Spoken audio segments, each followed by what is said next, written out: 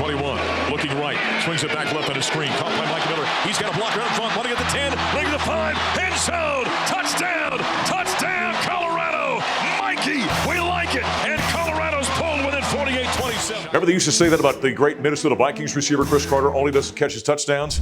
That's our Mikey Harrison. He seems to have a knack for finding the end zone, and he did again in this ballgame against USC. Buffs end up falling 48-41 to the Trojans. Back in the Stampede, voice of the Buffs, Mark Johnson, and afterward, we caught up with number 87.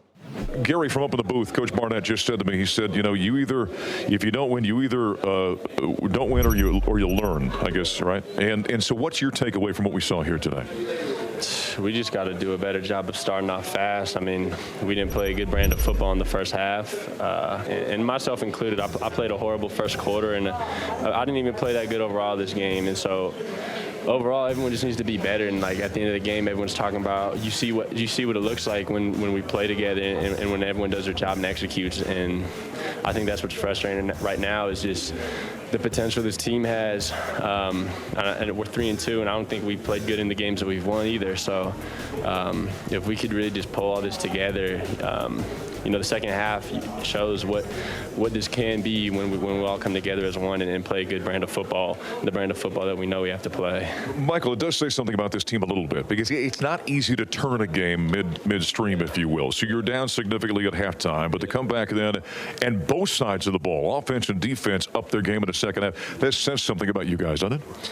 Yeah, I mean, we're just a gritty team. I mean, everyone in here loves each other and just wants to win. So, I mean, the things that are said at halftime makes it easy to come out and play hard, even though we came out and started slow in the first half. And people left at half, but you can see like no one loses faith, and everyone comes out and played better in the second half. But overall, it just wasn't a good enough game. But there's definitely a no-quit factor that this team has. So I guess that's what you could say. You know, I've been saying to some of the guys who talked to here, I said, there's always that old line in sports about when your opportunity presents itself, right? Yes, your guy, Mario Miller, really did that here today, didn't he? Did you know he had that in him?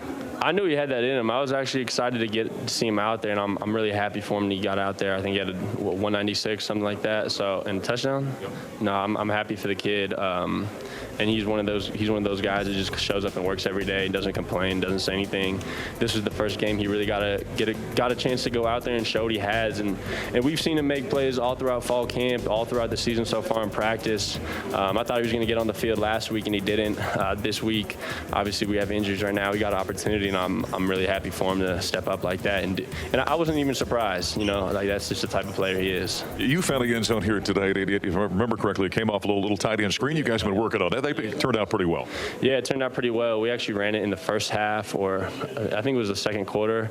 It didn't hit the way we wanted to. It wasn't the look we wanted, and I didn't give number 2 a good throwing lane. We came off the field and talked about it, and then we've worked that play quite a few times in practice up until now. So I'm glad that Coach Lou came back to it for me, gave it another chance, and we made some adjustments on the sideline with what me and Shadur talked about, and then it hit the second time. So I'm just glad we got back to it. All right, lastly here. So here you come through this stretch, and we knew before the season this 5-game stretch was brutal, but you're 3-2. Okay, you come out on the plus side of that. You go on the road to Arizona State next week, and you've got UCLA coming up, and Stanford and Arizona. There's some games that I know you're going to compete in. You feel good about the second half of the season? Yeah, I feel good about everything. I felt good last week against Oregon when we didn't play good. I felt good about today when, you look at the tape, we probably feel like we should have won this game if we played the way we played in the second half. Those Oregon and USC are 2 of the big powerhouses in this conference right now. Obviously, there's a lot of good teams. We still have to face Utah, UCLA. But no, based on what we've done when we play good together, I don't think this team is scared of anybody. And at the end of the day, it's just another game, and there's no reason we can't win when we put everything together like we sort of did in the second half. So, I mean, I think if anything, this just makes everyone excited for what's to come once we can finally pull everything together the way we know it should look, the way Coach Prime knows it should look, and the way offense and defense knows things should look when it's functioning all together. So. There's Mikey Harrison, number 87, after the Buffaloes end up falling 48-41 to USC. Now sit at 3-2 in the season, 0-2 in Pac-12 conference play, heading to Arizona State next Saturday. Coming up next, we're going to continue with post-game coverage as the Buffs fall to USC here at Folsom Field.